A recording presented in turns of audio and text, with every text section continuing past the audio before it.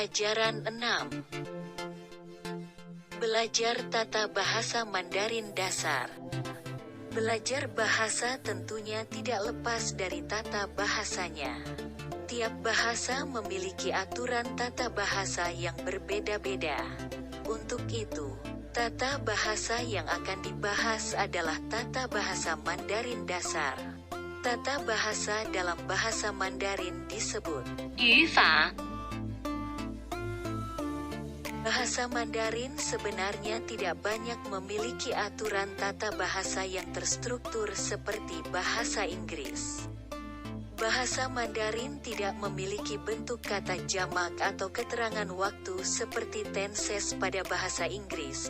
Oleh karena itu, kalimat bahasa Mandarin sangat bergantung pada konteks dan urutan logis. Inilah mengapa bagi sebagian orang struktur bahasa Mandarin malah jadi membingungkan. Supaya bisa memahami kalimat bahasa Mandarin dengan jelas, kamu perlu tahu dulu tata bahasa Mandarin yang benar. Yuk simak penjelasannya biar gak bingung.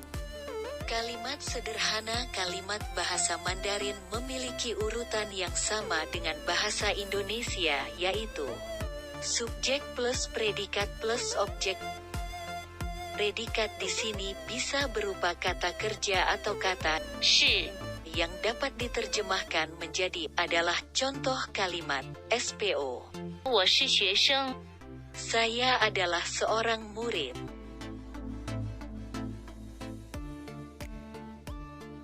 我是老师 Saya adalah seorang guru. 我买书 Saya membeli buku. 我吃米饭 Saya makan nasi. Membicarakan tempat menggunakan 在 bisa diartikan sebagai 在 termasuk kata kerja. Jadi tidak perlu ditambahkan imbuhan kata kerja lainnya. Jadi struktur kalimat yang benar adalah contoh, 我在这里 saya di sini, 你在那里 kamu di sana,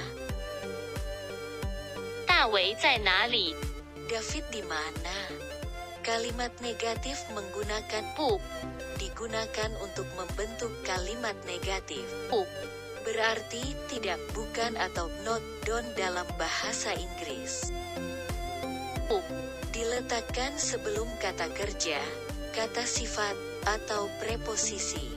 Contoh, 我不喜欢苹果 saya tidak suka apel. 我不是医生 Saya bukan seorang dokter. 他们累 Mereka tidak lelah. 我们不在家 Kami tidak di rumah. Kalimat negatif menggunakan 没 dipasangkan dengan kata 有没 berarti tidak. Sedangkan 有 berarti punya. 没有 Digunakan untuk menunjukkan ketidakpunyaan atas sesuatu. Contoh, 我有钱 saya punya uang. 我没有钱 Saya tidak punya uang. Kata 有 terkadang tidak digunakan untuk mempersingkat kalimat. Sehingga kalimat di atas bisa juga ditulis menjadi 我没钱 saya tidak punya duit. Kalimat tanya menggunakan 马 dalam bahasa Mandarin.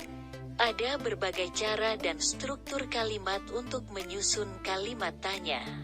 Untuk pertanyaan dengan jawaban ya atau tidak, partikel 马 yang bisa berarti apakah dapat digunakan. Kata 马 diletakkan di akhir kalimat. Contoh, 你要去学校吗 apakah kamu mau berangkat sekolah? 那是李老师吗 Apakah itu guru Li? Nah, itu dia struktur bahasa Mandarin dasar. Terima kasih buat sahabat yang sudah menonton video ini hingga akhir. Next pelajaran ke-7.